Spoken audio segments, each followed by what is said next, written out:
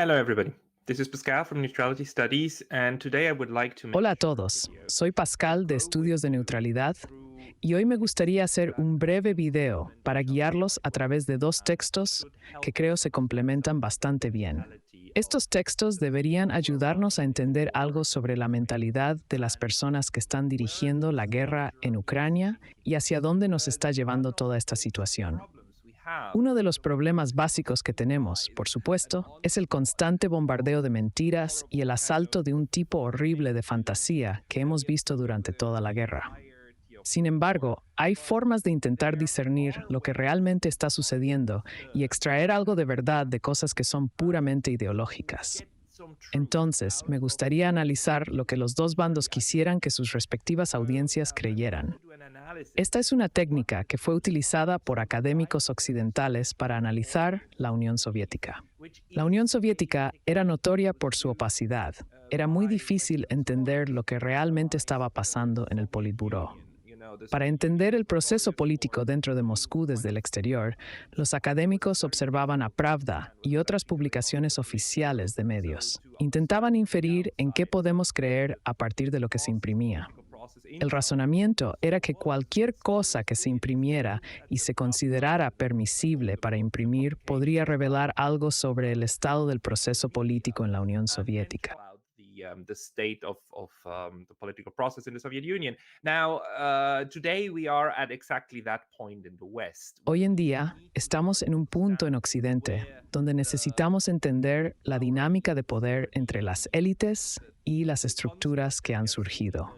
Los medios de comunicación y los políticos a menudo trabajan juntos para entregar constantemente mensajes políticos. Crean narrativas que quieren que creamos, lo que nos obliga a discernir qué es real.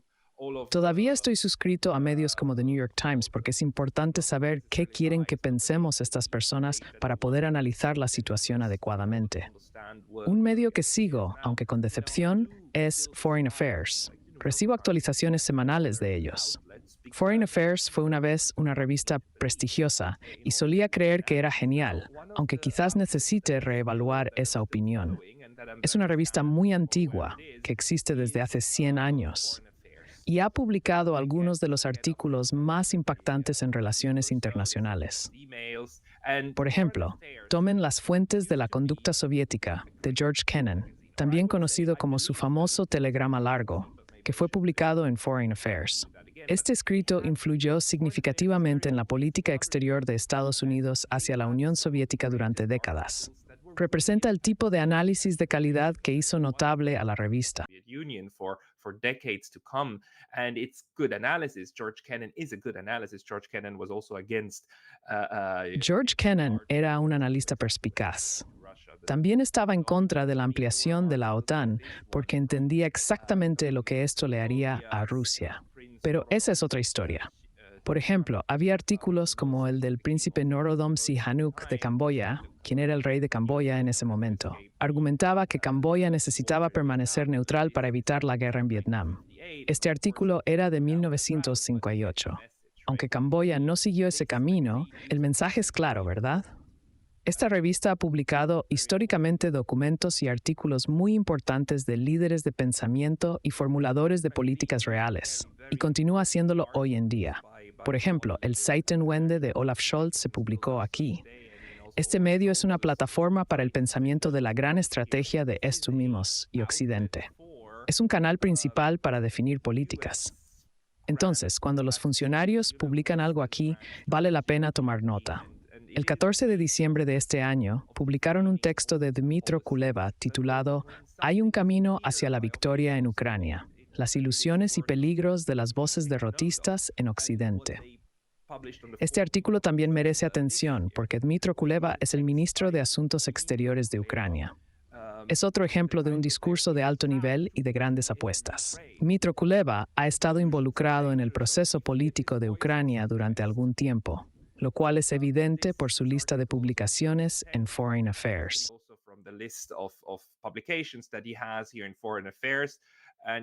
Sería casi cómico si no fuera tan triste. Solo miren los titulares de abril de 2021 y 21 de abril de 2020. el peligro de las encuestas en Crimea, y el ministro de Asuntos Exteriores de Ucrania duda de las encuestas en Crimea que sugieren un amplio apoyo a la anexión rusa.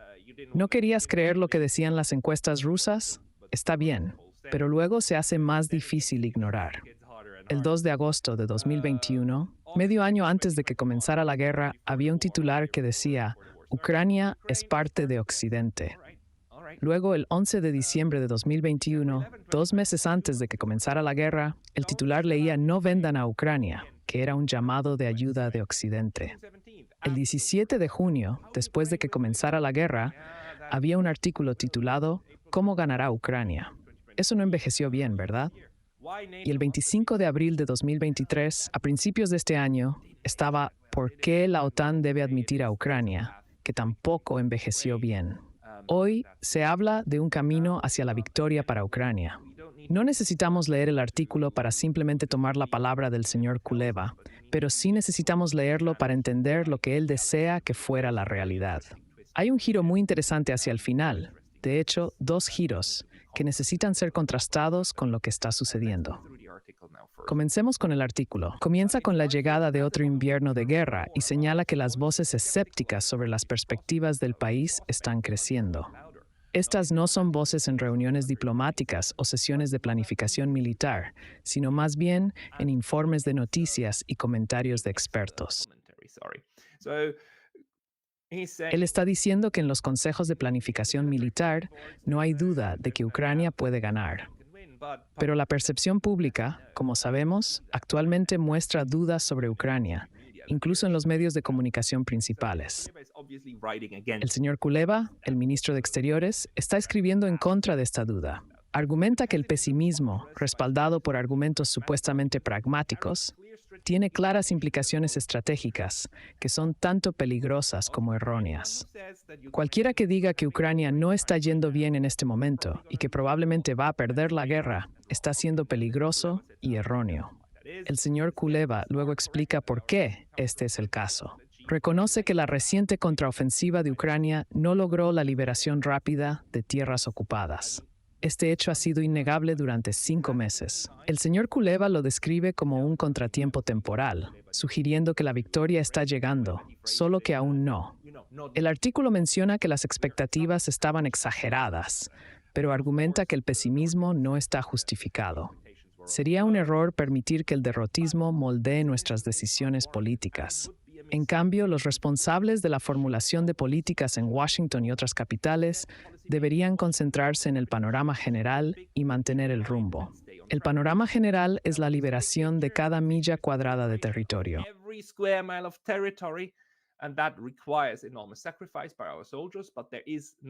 Se requieren enormes sacrificios de nuestros soldados, pero no hay duda de que la victoria es alcanzable. Aparentemente, no hay duda al respecto. Entonces, la última pregunta. Durante casi 2 años han puesto en entredicho este objetivo, pero según él, en realidad no hay duda. Está absolutamente claro. Cualquiera con cerebro sabe que esto es claro. Ese es el mensaje que intenta transmitir.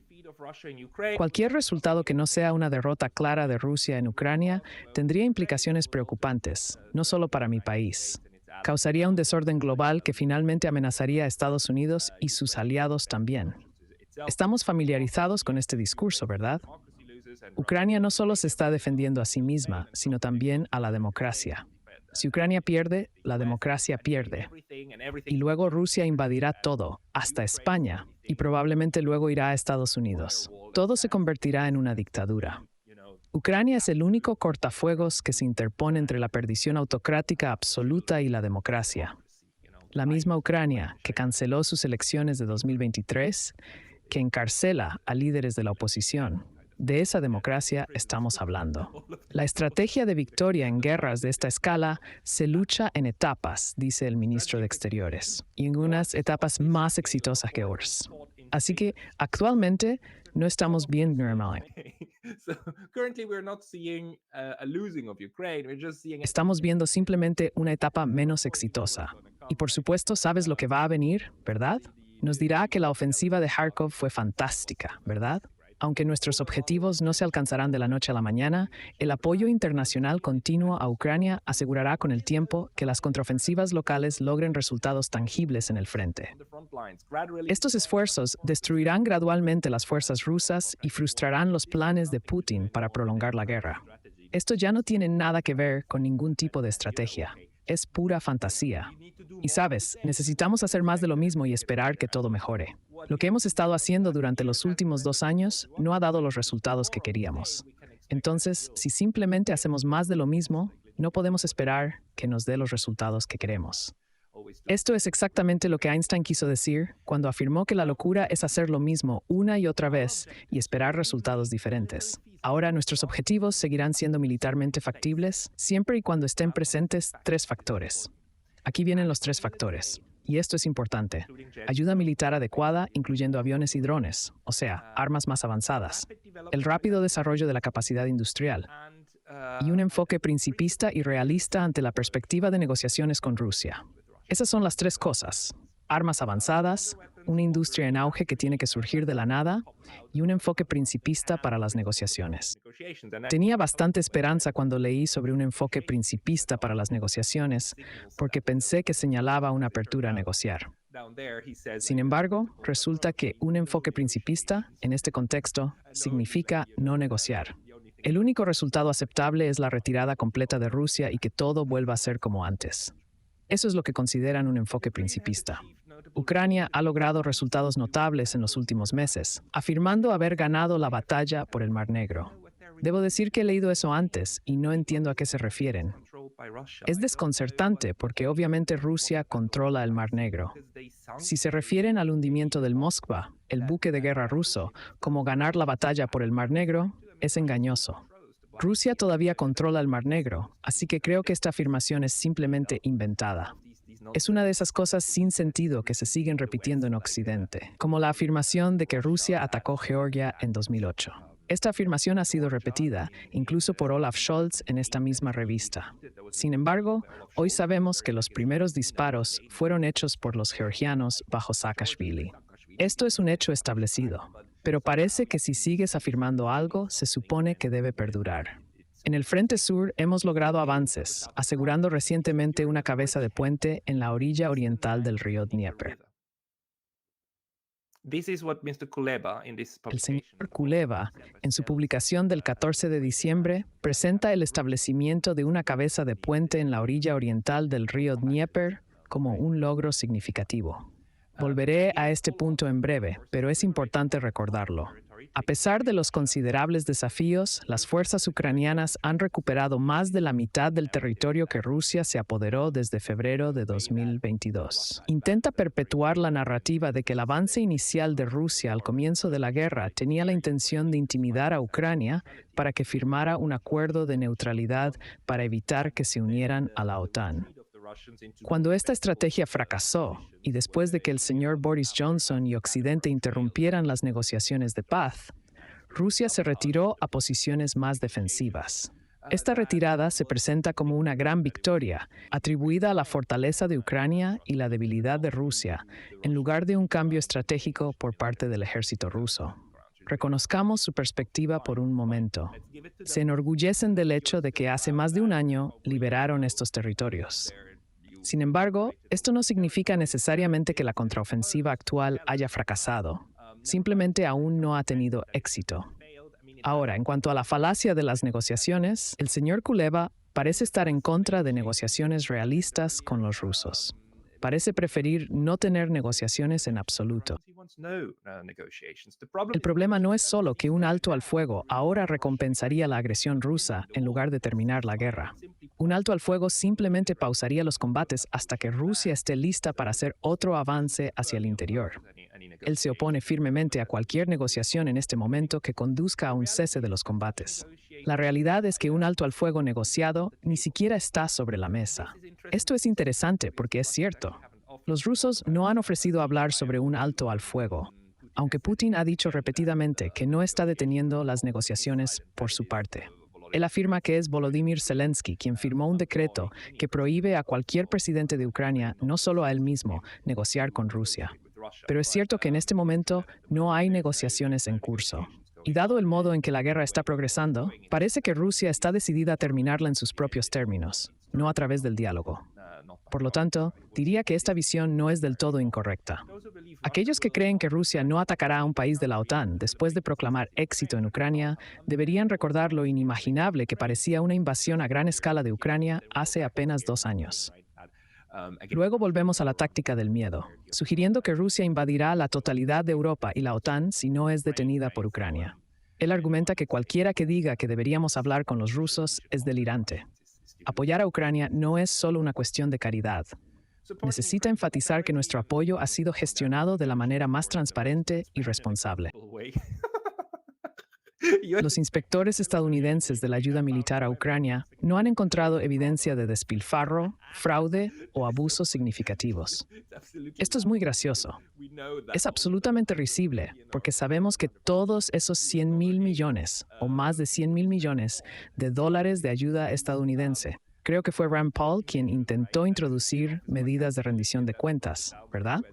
Sugirió que debería haber una oficina de rendición de cuentas, pero eso fue rechazado por Estados Unidos. Y sabemos que no sabemos a dónde va todo ese dinero. Hay un número masivo de armas que en realidad no están contabilizadas y el Pentágono falla en todas sus auditorías y así sucesivamente. Perdón por esto, necesito apagar eso. Y sí, esto es bastante risible, pero es interesante porque ahí es donde va el argumento. Y un poco más. Necesitas apoyar a Ucrania para ayudarte a ti mismo, ¿verdad? Ucrania es la lanza que defiende a la OTAN, y así sucesivamente. Los intentos de algunos escépticos de etiquetar la lucha de Ucrania por la libertad como solo otra guerra eterna e inútil ignoran estos hechos. Ucrania nunca ha pedido botas estadounidenses en el terreno. Oh, ¿en serio? Recuerdo este incidente cuando un cohete ucraniano mató accidentalmente a 2 granjeros polacos porque se desvió. E inmediatamente, el señor Zelensky dijo que esto fue un ataque ruso contra Polonia. Ahora tienes que invocar el artículo 5. Ese fue el momento en que la OTAN realmente se enojó con Zelensky y le dijo que se callara, porque sabemos que la OTAN en realidad no quiere su propia guerra con Rusia. Quiere una guerra a través de Ucrania. Quiere tener una guerra por poderes. Pero tan pronto como Zelensky intentó realmente provocar algo, ellos dijeron, no queremos.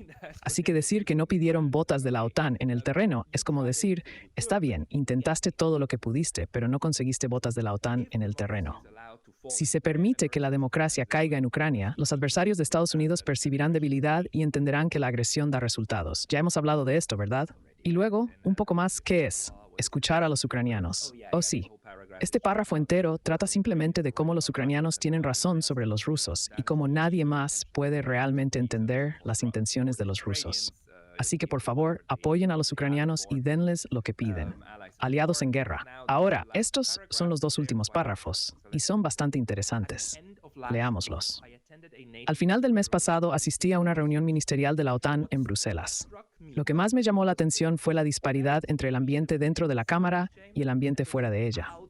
En los márgenes, los reporteros comenzaron sus preguntas afirmando que la guerra había alcanzado un punto muerto y que el cansancio de la guerra paralizaría el apoyo, antes de preguntarse por qué Ucrania no ofrecería intercambiar territorio por paz. Sin embargo, tales narrativas derrotistas estaban ausentes en las discusiones oficiales, con los ministros haciendo un firme compromiso de ayuda militar adicional y apoyo sostenido.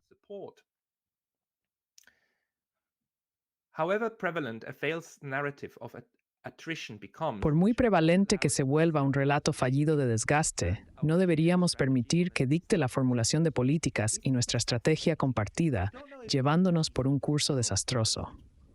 ¿No es esto fascinante? No puedo decir si está hablando la verdad. No estoy seguro de si es cierto que en la sala de situación, durante las reuniones, no enfrentó ninguna pregunta difícil y que no hay duda sobre la capacidad de Ucrania para ganar. Esto bien podría ser una mentira. Si no lo es, entonces sería evidencia de una desconexión absoluta entre la percepción pública y la política pública por parte de la UE y la OTAN. Si lo que está diciendo es una mentira, entonces es un último esfuerzo desesperado para vender la idea de que el conflicto no ha terminado. Ahora, Foreign Affairs ha publicado este ensayo y lo ha hecho de acceso libre. Muchos de sus ensayos no están disponibles gratuitamente y están detrás de un muro de pago, pero algunos están disponibles sin cargo. Esto aumenta la circulación, permitiendo que más personas lo lean, como podemos hacerlo ahora mismo. Esto sugiere que hay quienes quieren promover este relato. No sé qué tan extendido está esto, no hay conspiración. Es simplemente claro que alguien está pagando para que este relato, este punto de vista, sea difundido. Para mí, es incluso creíble que la gente en la OTAN todavía esté completamente detrás de Ucrania, porque he escuchado a otros decir eso que no tienen nada que ganar. Because I've heard other people say that who have nothing to lose. So this narrative is still around that there is an absolute disconnect and that the people Esta narrativa persiste, sugiriendo que hay una desconexión absoluta y que aquellos en la cima de la agenda globalista realmente creen sus propias mentiras. Parecen pensar que Ucrania está a punto de ganar, pero todavía no. ¿Recuerdas la discusión sobre la cabeza de puente? Te la mostré antes, donde se afirmaba que la cabeza de puente en la orilla este del río Dnieper representa un gran éxito. Sin embargo, el mismo día, el 14 de diciembre, hace solo 2 días, Vladimir Putin también dio un discurso. Tuvo una entrevista de 4 horas con los medios en Rusia, donde respondió preguntas del público y expertos durante 4 horas. Uno de los temas que discutió fue esa cabeza de puente. Dijo que Kiev está enviando a sus soldados a morir. Leamos esto de Russia Today y seamos críticos con los medios. Estas son las palabras del presidente ruso y obviamente esta es la narrativa que Russia Today y el presidente ruso quieren que se crea. Pero esto nos dice mucho. Según Putin, el liderazgo ucraniano se ha desesperado tras su fallida contraofensiva de verano. Le dijo a la prensa en su evento mediático de fin de año el jueves que hay una operación en curso en la que Kiev ha enviado a sus tropas en un viaje sin retorno a una pequeña cabeza de puente en la orilla controlada por Rusia del río de Dnieper en la región de Kherson. On the Russian-controlled bank of the Dnieper River in the Kherson region. So exactly what Kuleba talked about, foreign minister, right? And the foreign minister looks at... Exactamente de lo que habló Kuleba, el ministro de Exteriores, ¿verdad? El ministro de Exteriores ve esto como un gran éxito. Ahora el señor Putin está contento con sus acciones. Las acciones de Kiev básicamente equivalen a enviar tropas para ser exterminadas. Esto es algo de lo que Alex Christoforou y Alexander Mercouris hablan mucho. Es una posición insensata. El río sirve como una línea divisoria natural entre los 2 ejércitos y es una posición defendible para ambos lados. Los ucranianos tienen esta pequeña cabeza de puente y piensan que les permitirá contraatacar y organizar la gran contraofensiva que han estado esperando durante 5 o 6 meses. Pero en realidad es una posición estratégicamente pobre porque siguen enviando tropas y los rusos siguen matándolas. Es realmente fácil para los rusos hacerlo. Vladimir Putin incluso ha discutido esto públicamente, en vivo en la televisión. Dice que no entiende por qué lo hacen. El presidente añadió que los propios soldados ucranianos han llamado a la operación en la zona un viaje de ida. Según Putin, las Fuerzas Armadas ucranianas entregan refuerzos y suministros a la cabeza de puente desde el lado opuesto de la orilla del río usando botes, los cuales están constantemente bajo fuego de la artillería rusa. Por supuesto, son blancos fáciles. Of course they are. It is easy to shoot at them, even at night. Incluso de noche puedes disparar a estos botes porque tienes equipos que te muestran quién está cruzando. Y a los que no alcanzas en el agua, puedes apuntarles cuando llegan al otro lado del río porque están completamente dependientes de los suministros de ese lado, ¿verdad?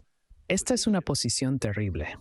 Las tropas de Moscú han convertido la cabeza de puente ucraniana en una zona de matanza, dijo Putin, calificando el desarrollo como una tragedia para Ucrania.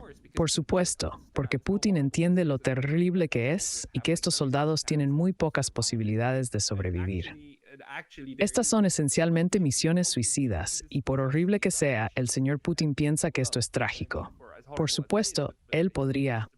Bueno, no profundicemos en eso, pero el lenguaje también es muy diferente al que escucha el otro lado. Entonces, el señor Putin dice que esto es en realidad bueno para nosotros.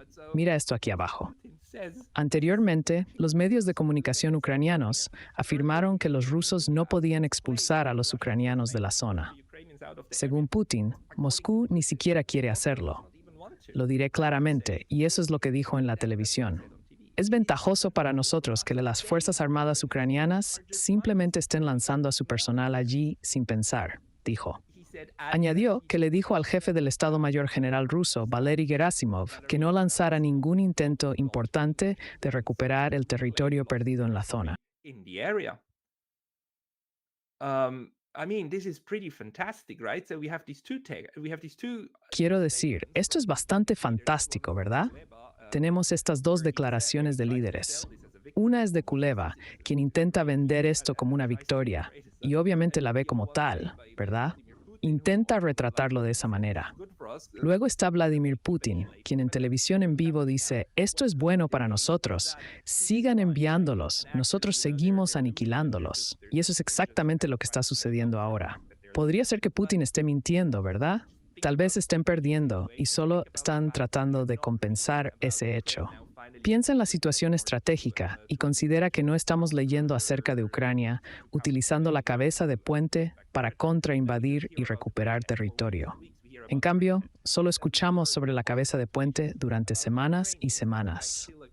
Es similar a otras situaciones donde los ucranianos tenían solo una pequeña franja de territorio y los rusos estaban preparando trampas. Los ucranianos seguían enviando tropas y los rusos fácilmente los aniquilaban. Estamos en un punto donde esta información está libremente disponible y ambos lados están dando su narrativa. Pero para mí está claro que un lado está viviendo en un mundo de fantasía. One side lives in a fantasy world. And the thing is that the horror, as horrible as war is, Por horrible que sea la guerra, crea realidades innegables. En este momento estamos lidiando con un texto muy delirante. Creo que no reconoce lo que realmente está sucediendo, lo cual es evidente en la historia sobre la cabeza de puente. La parte trágica es que estas ideas probablemente sean la razón por la que los ucranianos continúan enviando tropas a esa cabeza de puente. Creen en su propia narrativa, pensando que esta cabeza de puente será el trampolín hacia la victoria. Como resultado, siguen enviando a estos pobres jóvenes y probablemente a jóvenes mujeres a la muerte. Es una tragedia. Puede que haya otras lecciones que aprender de estos textos que no se me ocurren en este momento. Sin embargo, está claro que las cosas que esta gente quiere que se crean son también las cosas que ellos mismos creen. Creo que uno de los dos bandos tiene una razón militar más fuerte para creer en su perspectiva de cómo van las cosas. No puedo decir con certeza si este artículo está destinado puramente a la propaganda, pero parece que sí creen en su propia propaganda. Por eso no cambian sus tácticas, y por eso continúa el derramamiento de sangre en lugar de negociar la paz. Instead of negotiations to end and to live in peace again.